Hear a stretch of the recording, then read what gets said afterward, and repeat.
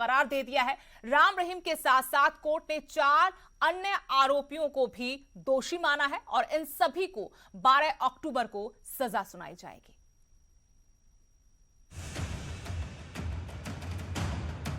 रोहतक की सुनारिया जेल में कैद डेरा प्रमुख राम रहीम के गुनाहों का एक और हिस्सा पूरा हो गया है और वो है रंजीत मर्डर केस।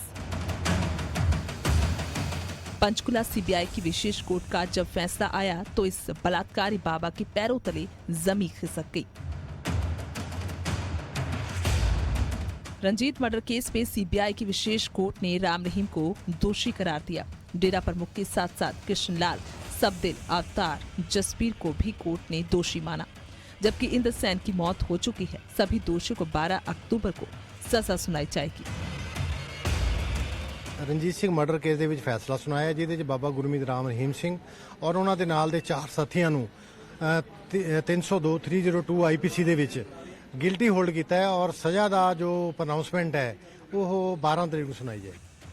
19 साल बाद इंसाफ की घड़ी नजदीक है, जब 12 अक्टूबर को राम रहीम को उसके कुकर्मों की एक और सजा मिलेगी। अब आपको बताते हैं कि आखिर पूरा मामला क्या है। 10 जुलाई 2002 ये वो तारीख है जब डेरे के मैनेजर रंजीत सिंह का मर्डर हुआ था। राम रहीम को शक था कि रंजीत सिंह ने साध्वी और शोषण की गुमनाम चिट्ठी अपनी बहन से ही लिखवाई थी। जनवरी 2003 में रंजीत सिंह के पिता ने हाईकोर्ट में याचिका दायर कर सीबीआई जांच की मांग की थी। रंजीत सिंह मर्डर केस में 2007 में सीबीआई ने कोर्ट में चालान पेश किया था और तब से लेकर अब तक हर किसी की नजर सीबीआई कोर्ट के फैसले पर टिकी थी।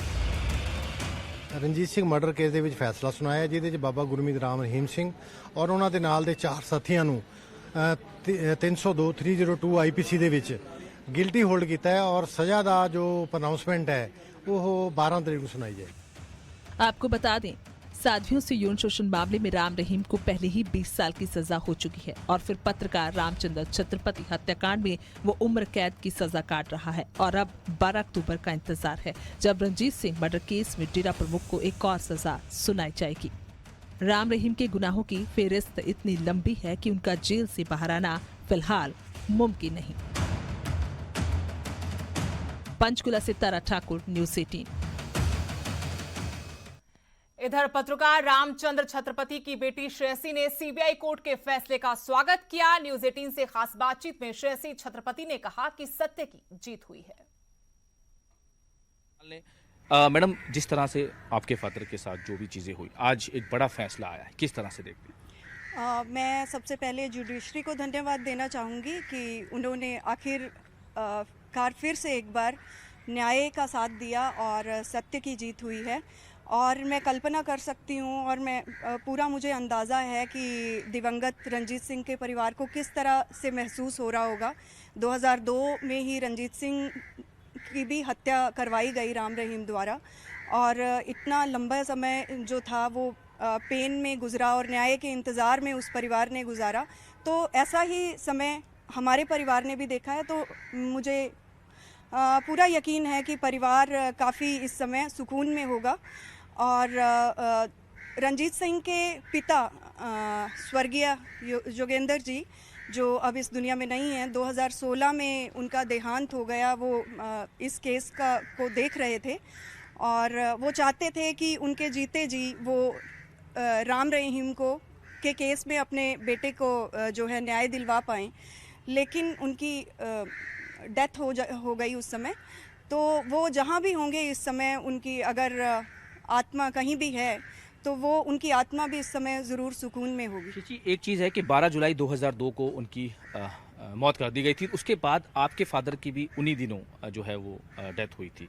काफ़ी ऑब्वियसली आप लोगों को भी संघर्ष करना पड़ा। उनकी फैमिली ने और आपकी फैमिली ने मिलकर, दोनों फैमिलीज़ ने ऑब्वियसली कोर्ट में चक्कर खाए, सुनवाई कहीं नहीं हुई, किसी तरह से कई चीज़ें सामने आई। लेकिन अब वो समय ऑब्वियसली काफ़ी पेनफुल था दोनों परिवारों के लिए, आपके लिए भी। लेकिन कहीं ना कहीं ये बहुत अच्छा एक आज डिसीजन जो है वो देखते हैं। उस समय की अगर हम बात करें तो कितना कुछ याद हो कि कितना डिस्टेंस था जो ये सारी पूरी वारदात हुई थी रामचंद्र छत्रपति और जो रंजीत सिंह का मर्डर जब हुआ? जी, दोनों में काफ़ी लंबा कोई एक गैप नहीं था। दोनों जो हत्याएं, मेरे पिताजी की हत्या और रंजीत सिंह की हत्या लगभग कुछ महीनों के अंतर में हुई। इनफैक्ट उसके बाद भी जो राम रहीम का ये इस तरह के जुर्मों की जो दास्ता है वो चलती रही। लेकिन ये काफ़ी सुकून की बात है कि उनके राम रहीम के सलाखों के पीछे जाने के बाद अब जो परिवार हैं वो काफी खुश हैं न्याय से। और भी लोग अब खबर सत्ता के सेमीफाइनल की। जी हां, मंडी से बड़ी खबर। मंडी के मैदान में उतरी हैं प्रतिभा सिंह। कांग्रेस प्रत्याशी प्रतिभा सिंह ने अपना नामांकन दाखिल कर दिया। प्रतिभा सिंह ने इसी के साथ जीत का दावा भी किया है। मंडी लोकसभा उपचुनाव जहां से कांग्रेस ने प्रतिभा सिंह पर दांव खेला है, उनका नामांकन होने के बाद जीत का दावा किया गया है। चुनाव प्रभारी संजय दत्त, कुलदीप राठौर इस दौरान उनके साथ मौजूद रहे। मुकेश अग्निहोत्री, आशा कुमारी, विक्रमादित्य सिंह भी मौजूद रहे। कांग्रेस की प्रत्याशी प्रतिभा सिंह ने अपना नामांकन पत्र दाखिल कर दिया है। नामांकन पत्र भरने के बाद उन्होंने ऐतिहासिक सेरी मंच पर जनसभा को संबोधित किया। प्रतिभा सिंह ने उम्मीदवार बनाने के लिए पार्टी हाईकमांड और प्रदेश के नेताओं का आभार व्यक्त किया। प्रतिभा सिंह ने कहा कि जो विश्वास पार्टी ने उन पर जताया है वो उस पर खरा उतरने का प्रयास करेंगी और इस सीट को जीतकर कांग्रेस पार्टी की झोली में डालेंगी।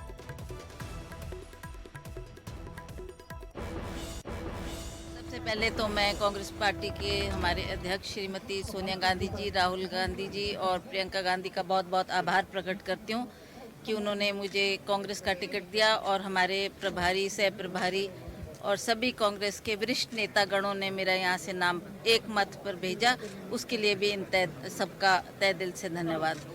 आज मुझे लगता है कि नॉमिनेशन भरने के बाद जिस तरीके का आश्वासन लोगों का मिला, जिस तरीके से लोगों ने बढ़ चढ़ के इसमें भाग लिया, तो मुझे पूर्ण विश्वास है कि कांग्रेस विजय होकर निकलेगी। और एक और बड़ी खबर, हिमाचल में कांग्रेस के स्टार प्रचारकों की सूची जारी कर दी गई है। उपचुनाव में नवजोत सिंह सिद्धू भी प्रचार करते नजर आएंगे।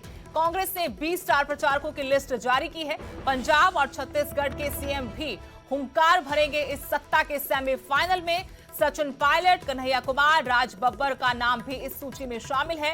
इसके अलावा आनंद शर्मा, गुरकीरत कोटली, राजीव शुक्ला भी स्टार प्रचारकों में शामिल। संजय दत्त, आशा कुमारी, धनीराम शांडिल, कौल सिंह ठाकुर, मुकेश अग्निहोत्री, राजेंद्र राणा, विक्रमादित्य सिंह, मेजर जनरल धर्मवीर सिंह राणा भी स्टार प्रचारकों की सूची में शामिल है।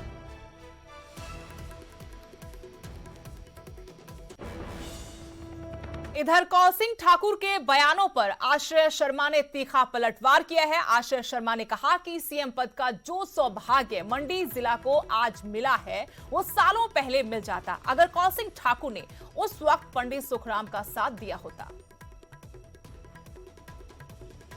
कौल सिंह ठाकुर जी ने आज एक प्रेस कॉन्फ्रेंस के अंदर ये सुझाव दिया कि हमें कांग्रेस पार्टी छोड़कर भारतीय जनता पार्टी में नहीं जाना चाहिए।